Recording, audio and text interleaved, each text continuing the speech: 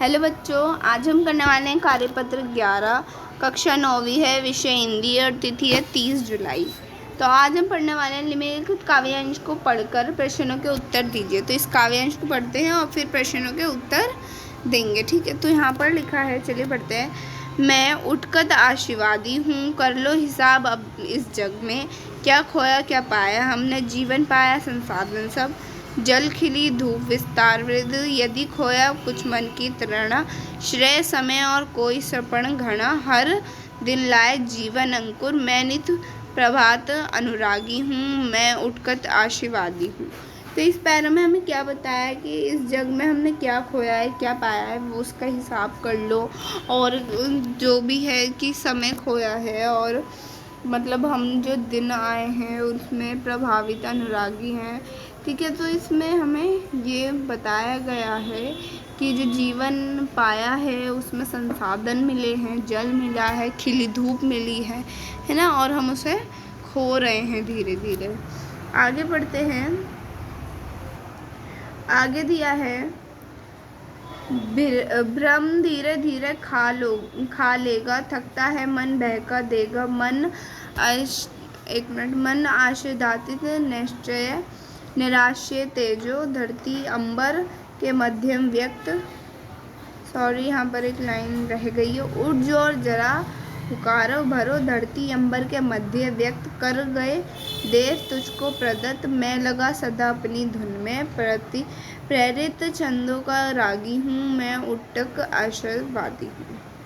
तो यहाँ पर हमने बोला गया है कि मन जो है वो बहकाएगा, ठीक है। क्या कहेगा कि थका है, तू थक गया है, और क्या होगा, ज़रा हुक्म भरो, हुक्म चलाओ, है ना। धरती अमर मध्य व्यक्त, जैसे कि देव तुझको प्रदत्त, मैं लगा सदा अपनी धुन में रहेगा, है ना, ऐसे। तो यहाँ पर हमसे कहा गया कि हमें जो मिला है हमें उसे ध्यान से रखना चाहिए, उसे खोना नहीं चाहिए, है ना। आगे हमसे बोला गया है कि यहाँ पर हमें कठिन शब्दों के अर्थ समझाइए। तो कठिन शब्दों के अर्थ समझाने थे, यहाँ पर लिखा था कठिन शब्दों का अर्थ समझाने के लिए, जैसा कि हमें बोला गया था। तो उठकर अत्यादि वृद्ध विशाल तराना मोहमाया प्रभाती, सुबह का समय अनुरागी प्रेम करने वाला, आच्छादित ढका हुआ, निराश्य निराशा प्रदत्त दिया गया, ठीक है। तो इसके बाद आगे चलते हैं। आगे हमें दिया है प्रश्न नंबर 1 में, प्रस्तुत कविता में निम्नलिखित शब्दों के विलोम को खोजकर उस पर गोला लगाइए। तो यहाँ पर हमें निराशावादी, पाया, मृत्यु, दानव, संकीर्ण, सध्या, किनारे, ये सब दिए गए हैं। चलिए आंसर देख लेते हैं।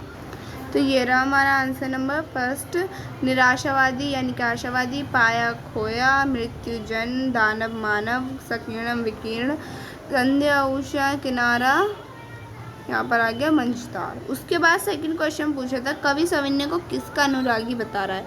तो कवि सविन्य को आशावादी बता रहा है, आशावादी का सविन्य बता रहा है, ठीक है। ये हमारा आंसर फर्स्ट और सेकंड कंप्लीटेड।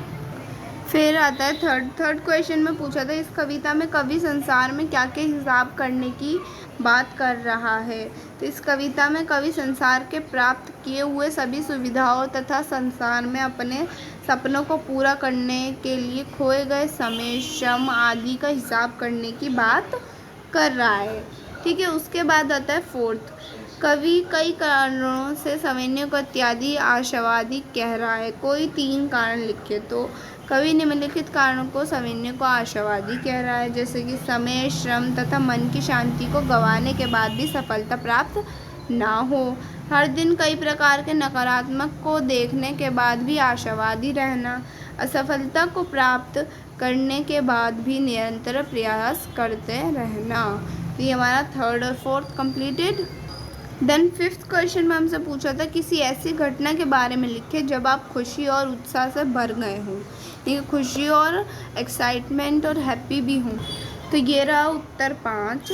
इस वर्ष जब कोरोना वायरस नामक महामारी के फैलने के कारण चारों ओर दुकानें और बाज़ारें बंद थे तथा मेरे जन्मदिन पर कोई भी मित्र नहीं आने वाला था, ना ही किसी भी प्रकार का मिष्ठान आने वाले थे, तभी मेरे बड़े भैया ने सभी को फ़ोन पर वीडियो कॉल द्वारा आमंत्रित किया तथा केक आदि मिष्ठान मंगवाकर उत्साहपूर्वक मेरा जन्मदिन मनाया, जिससे मुझे इत्यादि खुशी हुई। मेरा मन पूर्णता और उत्साह से भर गया। तो ये हमारा आंसर नंबर 5 कंप्लीटेड। क्योंकि आपको मेरी वीडियो पसंद आई तो प्लीज़ लाइक कीजिएगा, चैनल को सब्सक्राइब कीजिएगा। Thanks for watching my video.